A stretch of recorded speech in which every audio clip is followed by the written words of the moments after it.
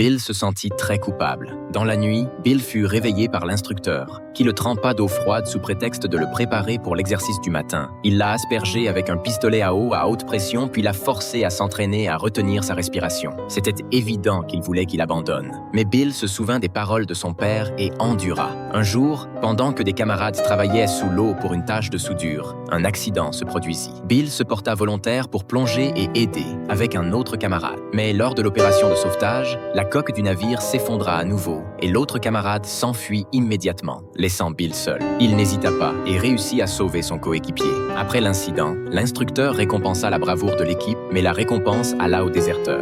Tout le monde savait ce qui s'était vraiment passé, mais personne n'osa protester. Seul le camarade sauvé lança à Bill un regard approbateur. Malgré cette injustice, Bill ne se laissa jamais abattre. Grâce à sa volonté, il excella dans chaque entraînement, toujours premier. Ce fut jusqu'au jour où il reçut la nouvelle de la mort de son père, victime d'une maladie. Bill, qui était toujours fort, ne put plus se contenir.